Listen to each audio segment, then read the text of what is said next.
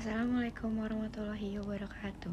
Saya Anissa Yunarsari di kelas 11. Di sini saya akan menjelaskan sistem organ reproduksi manusia, beserta fungsi dan kelainannya. Organ reproduksi wanita bagian luar. Yang pertama itu adalah labia major. Labia majora sebutannya bibir besar, menjadi bagian organ reproduksi wanita yang bertugas untuk menjaga organ luar lainnya. Yang kedua itu adalah labia minor. Labia minora memiliki sebutan lain bibir kecil, bagian organ reproduksi wanita yang memiliki banyak ukuran. Bagian ini terdapat pada sisi dalam labia majora, mengelilingi bukan vagina dan saluran pembawa urin atau uretra. Yang ketiga ada klitoris. Klitoris adalah bagian organ reproduksi wanita yang berupa tonjolan berukuran kecil, tetapi sangat sensitif. Bagian ini tertutup oleh lipatan kulit yang bernama prepotium, sangat mirip dengan kulup yang ada di pada ujung penis. Klitoris memiliki tingkat sensitivitas tinggi. Selanjutnya ada kelenjar Bartholin. Kelenjar Bartholin yang letaknya ada pada setiap bagian samping lubang vagina. Bagian ini dapat menghasilkan cairan atau landir yang fungsinya sebagai pelumas vagina. Organ reproduksi bagian dalam. Yang pertama itu ada vagina. Vagina merupakan sebuah saluran yang menjadi penghubung antara serviks atau penghubung antara rahim bawah dengan tubuh bagian luar. Sebagai organ reproduksi wanita, vagina memiliki fungsi utama sebagai jalan keluarnya darah ketika wanita mengalami menstruasi. Yang kedua itu adalah ovarium. Ovarium atau nama lainnya adalah indung telur. Ada pada sisi kiri dan kanan rongga panggul. Tepat di sebelah rahim bagian atas, bagian organ reproduksi perempuan ini memiliki tanggung jawab untuk menghasilkan hormon progesteron dan estrogen. Yang ketiga itu adalah tuba fallopi. Tuba fallopi atau oviduk adalah sepasang saluran yang menghubungkan indung telur ovarium wanita dengan rahim. Fungsi dari tuba fallopi adalah membawa ovum ke bagian ujung atau infundibulum hingga ke bagian rahim. Yang keempat itu adalah uterus atau rahim. Rahim atau nama lainnya uterus adalah bagian organ reproduksi wanita yang memiliki rongga dan bentuk mirip dengan buah pir. Rahim menjadi rumah untuk pertumbuhan dan perkembangan janin dengan dua bagian utama, serviks atau leher rahim dan korpus rahim.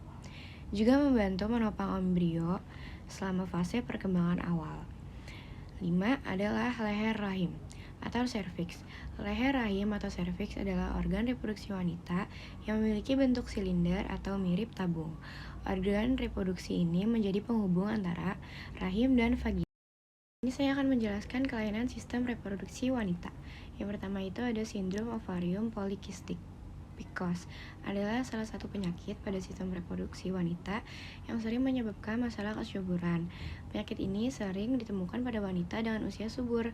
Penyakit ini disebabkan oleh gangguan pada ovarium atau kelenjar adrenal, sehingga hormon androgen, hormon seks laki-laki di dalam tubuh wanita berjumlah lebih banyak dari kadar normal. Yang kedua itu ada penyakit pada sistem reproduksi wanita, fibroid rahim atau miom. Miom merupakan pertumbuhan tumor jinak pada dinding otot rahim yang menyerang perempuan pada usia subur. Yang ketiga itu kanker. Kanker menyerang organ reproduksi wanita, disebut juga kanker ginekologis.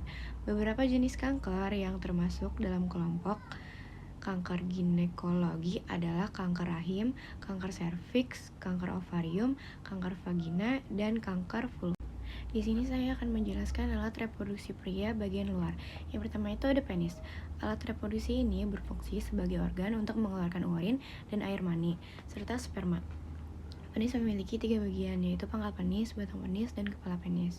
Pangkal penis merupakan bagian yang menempel di dinding perut. Yang kedua itu ada skrotum. Skrotum merupakan kantung yang melindungi buah zakar atau testis dan mengatur suhu di dalamnya. Kantung ini memiliki kulit yang dapat melonggar dan mengerut dengan bantuan otot yang berada di dalamnya. Terus, mengenal alat reproduksi pria bagian dalam. Yang pertama itu ada testis. Testis merupakan alat reproduksi pria yang terletak di dalam skrotum. Pria memiliki 2 testis yang menggantung dalam suatu jaringan yang disebut korda. Spermatika. Testis berfungsi untuk memproduksi hormon seks pria, yaitu hormon testosteron. Yang kedua itu ada epididymis. Epididymis merupakan tabung panjang melingkar yang menempel di belakang testis. Tugasnya adalah mematangkan sperma yang sudah diproduksi oleh testis. Ini karena sperma dari testis belum sempurna, sehingga belum bisa membuahi sel telur wanita. Ketiga ada vas deferens. Alat reproduksi pria ini, vas deferens, merupakan tabung panjang yang menghubungkan epididymis ke saluran kemih atau uretra dan berfungsi untuk menyalurkan sperma yang sudah matang. Yang keempat itu ada vesicula seminalis. Vesicula seminalis merupakan kantung yang menempel pada prostat. Fungsinya adalah menghasilkan air mani. Cairan ini kaya akan fruktosa untuk memberikan energi pada sperma sehingga dapat bergerak. Yang kelima itu ada saluran ejakulasi. Saluran ejakulasi merupakan tempat pertemuan vas deferens dan saluran dari vesicula seminalis. Fungsi alat reproduksi ini untuk menampung sperma dan air mani, lalu mengeluarkannya ke saluran kemih saat ejakulasi. Keenam itu ada kelenjar prostat. Kelenjar prostat adalah kelenjar yang memiliki ukuran sebesar kacang kenari dan terletak di bawah kandung kemih. Fungsinya adalah menghasilkan cairan tambahan untuk ejakulasi. Yang ketujuh adalah kelenjar bulburetra, disebut juga dengan kelenjar Cowper. Alat reproduksi pria ini terletak tepat di bawah kelenjar prostat. Kelenjar ini menghasilkan cairan yang bermuara langsung ke uretra. Fungsinya adalah melemus uretra dan menetralkan keasaman yang mungkin muncul dari sisa tetesan urin.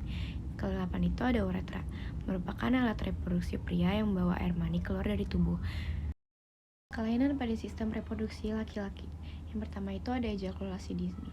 Kondisi pria mengalami ejakulasi yang sangat cepat saat melakukan hubungan intim. Tidak jarang ejakulasi dini terjadi sebelum penis melakukan penetrasi ke dalam vagina. Kedua itu adalah varikokel.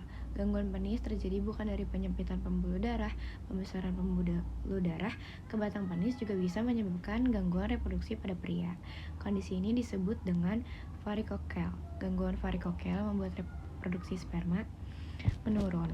Yang ketiga itu ada penyakit menular seksual.